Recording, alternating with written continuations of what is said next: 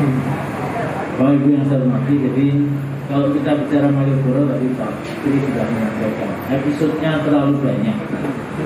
Episode Malioboro itu wajahnya memang begitu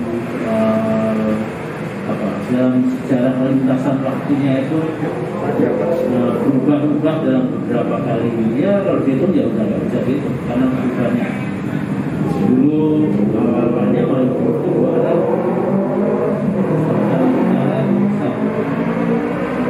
dulu di tengah itu ada air mancur di tengah. Dulu juga di sana lahir banyak seniman-seniman dan bahkan penyanyi Turki itu besar ada di Malioboro juga. Puisi-puisinya, inspirasinya juga berasal dari Malioboro. Dan budaya-budaya yang lain termasuk Rendra pun juga dulu banyak yang pernah juga menjadi episode ketika Malioboro itu penuh dengan parkir. Malioboro itu yang sekarang kita gunakan beristirahat itu dulu parkir semua.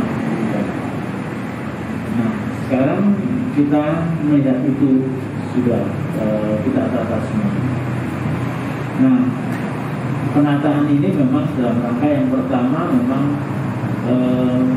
kita ingin menjadikan Jakarta itu sebagai bagian dari kota dunia, terutama sebagai kota heritage yang nanti akan dibimbing oleh teman-teman dari UNESCO untuk bisa mewujudkan kota Jakarta di kota yang mendunia karena menjadi kota heritage dunia.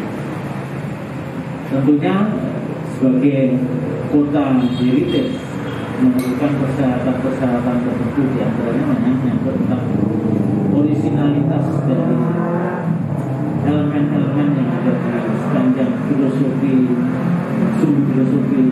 Yogyakarta. Yang paling pendek itu dari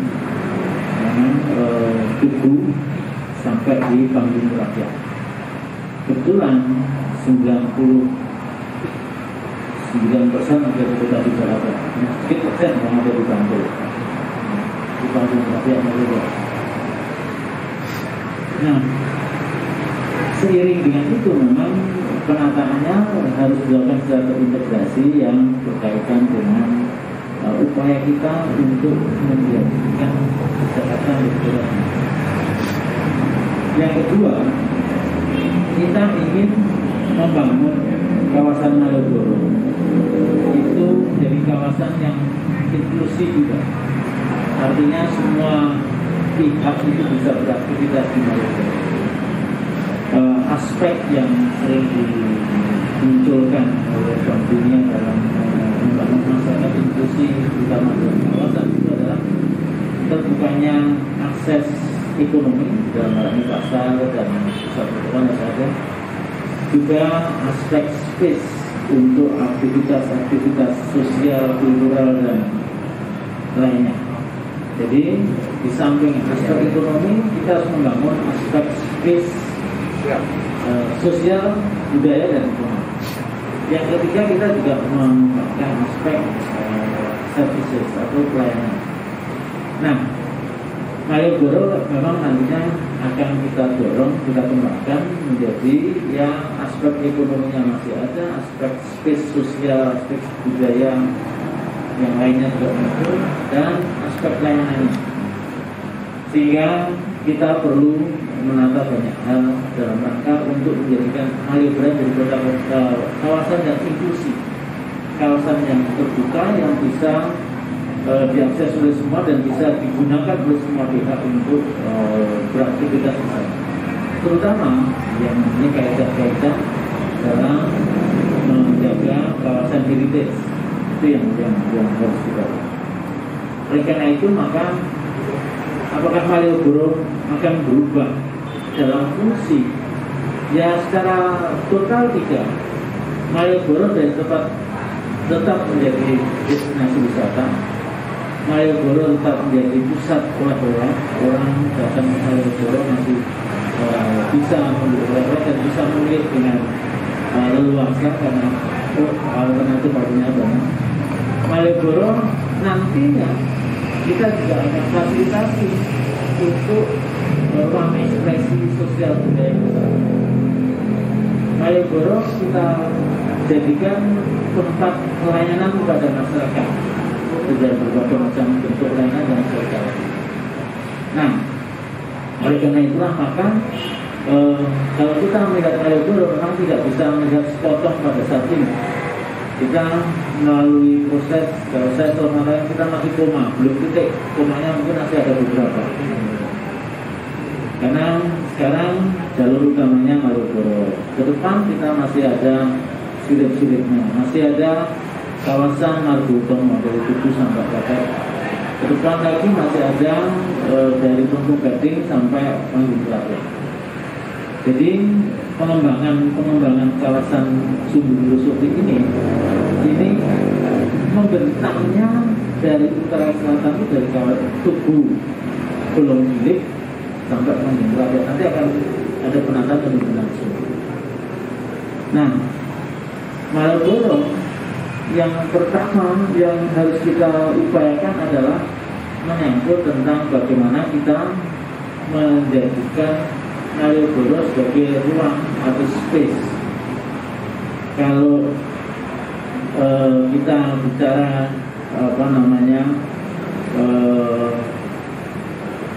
karakter space, itu ada public space dan juga public zone. Public space artinya memberikan ruang-ruang, tempat-tempat untuk bisa berekspresi.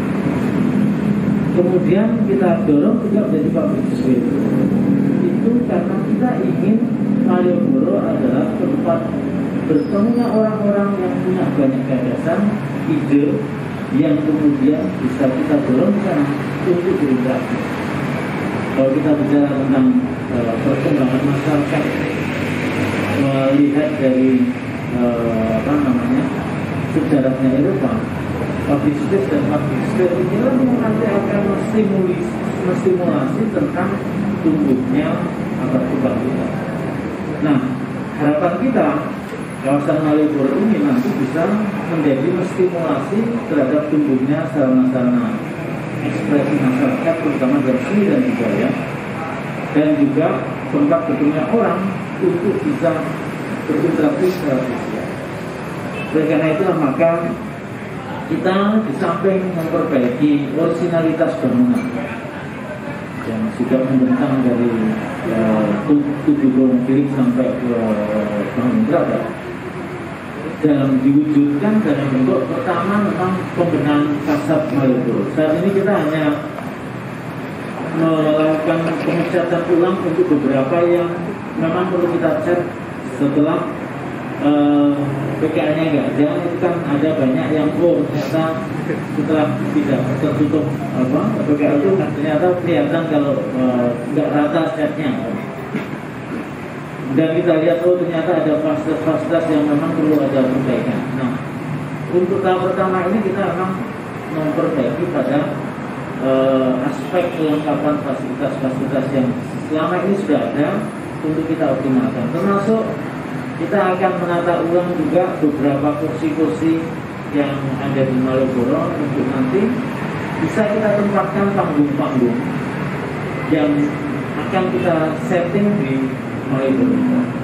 Kita selalu mengatakan Malioboro ke depan akan menjadi panggung terpanjang yang 1,2 km, sehingga kita nantinya pada saatnya memungkinkan selama pandemi memang bisa melakukan banyak hal. Itu kita akan menjadikan Malioboro sebagai sarana ekspresi panggung yang panjang dari berbagai macam ekspresi yang ada di kita sekarang. Akan kita fasilitasi, sehingga bahkan juga DJ akan kita fasilitasi sana untuk bisa memberikan perspektif space ruang ekspresi. Kita juga ke depan mendorong penataan terhadap sejumlah